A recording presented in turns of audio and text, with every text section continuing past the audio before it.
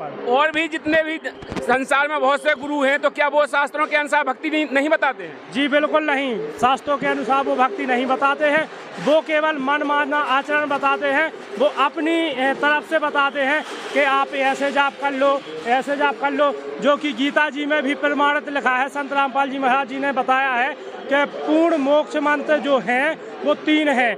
ओम तत्सत, यह तीनों मंत्र जब किसी को भी प्राप्त हो जाएंगे पूर्ण सच्चे गुरु से, तभी उसका पूर्ण मोक्ष होगा।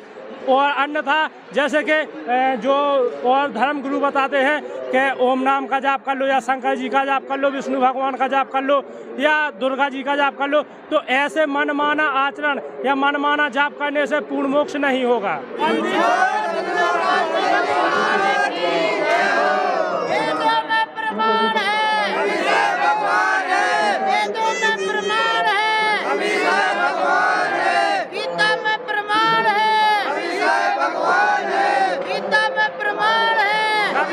भगवान है, बाइबल में प्रमाण है, कबीर साहब भगवान है, बाइबल में प्रमाण है, कबीर साहब भगवान है, कुरान में प्रमाण है, कबीर साहब भगवान है, कुरान में प्रमाण है, कबीर साहब भगवान है, गुरु ग्रंथ साहिब में प्रमाण है, कबीर साहब भगवान है, गुरु ग्रंथ साहिब में प्रमाण है, कबीर साहब भगवान है। जीव हमारी जाति है, मानव धर्म हमारा है, जीव हमारी जाति है, मानव धर्म हमारा है। हिंदू मुस्लिम सिख ईसाई धर्म नहीं कोई न्यारा है, हिंदू मुस्लिम सिख ईसाई धर्म नहीं कोई न्यारा है। ये दुनिया अनजान है, कबीर साहब भगवान है, ये दुनिया अनजान है, धरती पर भगवान है। बंदी छोड़ सतगुरु रामपाल जी महाराज की जय हो। सत साहिब। तो दर्शकों देख सकते हैं आप, यहाँ पर जयकारों से गूंज रहा आश्रम जहाँ पर हम पहुँचे हुए हैं, हम बैतूल आश्रम में। तो यहाँ पर सभी श्रद्धालुओं के आप लोगों ने देखा है, जयकारों से यहाँ पर पूरा आश्रम गूंज रहा है। तो इनसे पूछेंगे कि आखिर यह आश्रम में जो भंडारा किया जा रहा है, यह किस उपलक्ष्य में किया जा रहा है और कौन करवा रहा है, इसके बारे में पूरी डिटेल से जानकारी लेंगे। तो हमारे साथ खड़े हुए जो यहाँ पर श्रद्धालु हैं, इनसे बात करते हैं। तो सर जी नमस्कार। सत साहिब जी। सर जी आपका क्या नाम है? मेरा नाम बीरू दास है। सर जी आप कहाँ से आए हुए हैं? जिला टीकमगढ़ मध्य प्रदेश। सर जी जो यहाँ पर भंडारा चल रहा है, ये किस उपलक्ष्य में चल रहा है? यह संत रामपाल जी महाराज जी के सानिध्य में भंडारा हो रहा है, जो कि संत रामपाल जी महाराज जी का बोध दिवस है और कबीर साहब जी का निर्माण दिवस है। इसी उपलक्ष्य में यह भंडारा चल रहा है। यह भंडारा 4 दिन का चलेगा जी। तो यहाँ पर लगभग कितने श्रद्धालु भंडारा पाने के लिए आएंगे? यहाँ सर लाखों की तादाद में श्रद्धालु आ रहे हैं, जो कि यहाँ श्रद्धालु आएंगे 13 राज्यों से। मध्य प्रदेश, महाराष्ट्र, भारत के और अनेकों राज्यों से श्रद्धालु यहाँ आएंगे। तो हजारों लाखों की तादाद में श्रद्धालु आ रहे हैं। तो यहाँ पर आपने कहा है कि 4 दिन तक भंडारा चलेगा, तो क्या ये भंडारा 4 दिन तक कंटिन्यू चलेगा, रात दिन के यहाँ रुकता भी है? जी बिल्कुल, रात दिन चलेगा कंटिन्यू। 1 मिनट के लिए भी भंडारा बंद नहीं होता है। जिसको जैसे 12 बजे रात के भी भंडारा पाना है तो वो आ सकता है। भंडारा दिन रात चलता है। मैंने क्योंकि कई जगह जाकर देखा है, भंडारे होते हैं तो भंडारे सुबह चालू होते हैं, शाम को ख़त्म हो जाते हैं। लेकिन यहाँ पर जो आपने कहा है कि 4 दिन तक भंडारा रुकेगा नहीं, 4 दिन बराबर चलता रहेगा कंटिन्यू। तो आखिर इस भंडारे को चलाने में इसका मतलब कौन योगदान कर रहा है? यह सब संत रामपाल जी महाराज जी की तरफ से ही हो रहा है। तो ऐसा क्या है जो यहाँ पर इतने श्रद्धालु इकट्ठे हो रहे हैं? और संत रामपाल जी महाराज जी के ज्ञान में ऐसा क्या है? कुछ संत रामपाल जी महाराज जी के बारे में बताएंगे? सर, संत रामपाल जी महाराज जी ने अपने शास्त्रानुसार शास्त्रानुकूल भक्ति साधना बताई है, जो कि संत रामपाल जी महाराज जी ने प्रमाणित ज्ञान दिया है।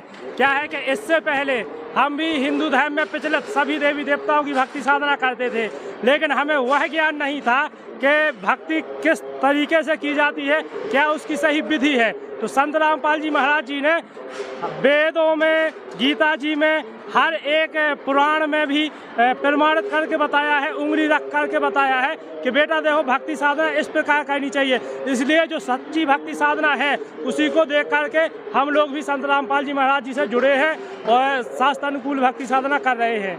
इसीलिए यह भीड़ संत रामपाल जी महाराज जी के श्रद्धालुओं की है यहाँ पर। और भी जितने भी संसार में बहुत से गुरु हैं, तो क्या वो शास्त्रों के अनुसार भक्ति नहीं बताते हैं? जी बिल्कुल नहीं, शास्त्रों के अनुसार वो भक्ति नहीं बताते हैं। वो केवल मनमाना आचरण बताते हैं, वो अपनी तरफ से बताते हैं कि आप ऐसे जाप कर लो, ऐसे जाप कर लो, जो कि गीता जी में भी प्रमाणित लिखा है। संत रामपाल जी महाराज जी ने बताया है कि पूर्ण मोक्ष मंत्र जो हैं वो 3 हैं। ओम तत्सत, यह तीनों मंत्र जब किसी को भी प्राप्त हो जाएंगे पूर्ण सच्चे गुरु से, तभी उसका पूर्ण मोक्ष होगा। और अन्यथा जैसे कि जो और धर्म गुरु बताते हैं कि ओम नाम का जाप कर लो, या शंकर जी का जाप कर लो, विष्णु भगवान का जाप कर लो, या दुर्गा जी का जाप कर लो, तो ऐसे मनमाना आचरण या मनमाना जाप करने से पूर्ण मोक्ष नहीं होगा। मोक्ष का मतलब क्या है? आखिर मोक्ष क्या है? आप कह रहे हैं पूर्ण मोक्ष हो जाएगा, मोक्ष का मतलब है क्या? मोक्ष के बाद क्या होता है? कैसे मोक्ष कहते हैं? मोक्ष उसे कहते हैं जिसको पाने के बाद, जैसे हमारा जन्म मरण का जो रोग लगा है, हमारे भी मन में सवाल आते हैं, हर कोई जन्म लेता है मरता है, और कहीं ना कहीं हम सुनते हैं कि 84 लाख योनियां हैं, और वो योनियों जो हैं वो हम ही को भोगने पड़ती हैं। जिस प्रकार हम कर्म करेंगे उस कर्म आधार से हम योनियों में जाते हैं। कुत्ते, गधे, बिल्ली, सुअर, जो भी 84 लाख प्रकार की योनियां हैं उनमें जाते हैं। तो पूर्ण मोक्ष का मतलब यही है कि ये जो जन्म मरण का रोग है यह सब अपना कट जाता है और अपन परम धाम सतलोक को पहुंच जाते हैं। वहां जाने के बाद ना तो कोई वहां पर कष्ट है, ना कोई पीड़ा है, ना वहाँ यह 84 लाख प्रकार की योनियां है। पूर्ण सुख है और बढ़िया खुशहाल अपना जीवन जीते हैं। वो वहाँ जन्म मरण नहीं है, ना वैधावस्था है। तो अगर और कोई अगर इस मोक्ष को पाना चाहता है तो उसको क्या करना पड़ेगा? इस मोक्ष को पाने के लिए क्या करे? वो संत रामपाल जी महाराज जी से नाम दीक्षा ले, और जो संत रामपाल जी महाराज जी शास्त्रानुसार भक्ति साधना बताते हैं वह भक्ति साधना करे, और जो मर्यादाएं बताई जाती हैं, जो भक्तों की मर्यादा होती हैं, उन मर्यादाओं में रहकर आजीवन भक्ति करे और पूर्ण मोक्ष प्राप्त कर सकते हैं। भक्ति करने के लिए क्या संत रामपाल जी महाराज जी ने कोई ऐसे नियम बताए हैं? जो आपने कहा है मर्यादा के कोई ऐसे नियम हैं जो फॉलो करना पड़ेंगे?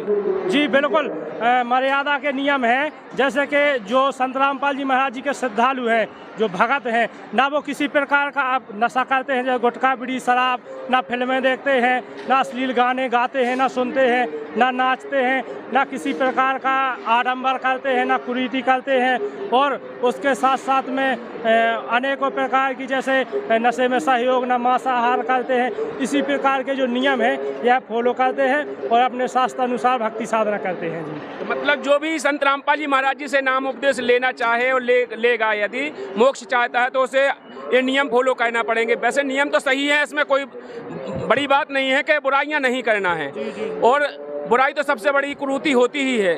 तो यदि कोई लेना चाहता है तो उसके लिए क्या माध्यम है? कैसे वो संत रामपाल जी महाराज जी से नाम उपदेश ले सकता है? संत रामपाल जी महाराज जी का विभिन्न टीवी चैनलों पर सत्संग आता है। उन चैनलों में से एक साधना टीवी चैनल है, जो कि साधना टीवी चैनल शाम 7:30 से 8:30 बजे तक सत्संग आता है। सत्संग के दौरान सत्संग के नीचे एक पट्टी चलती है, उस पर आश्रम के नंबर लिखे रहते हैं। उन नंबरों पर आप कॉल करके अपने नज़दीकी नामदान केंद्र पर नज़दीकी नामदान केंद्र का पता कर सकते हैं। वहां जाकर आप नाम दीक्षा ले सकते हैं। और सतगुरुदेव जी की दया से संत रामपाल जी के सानिध्य में सभी जिलों में, जितने भी जिला हैं उनमें नामदान केंद्र खोले गए हैं।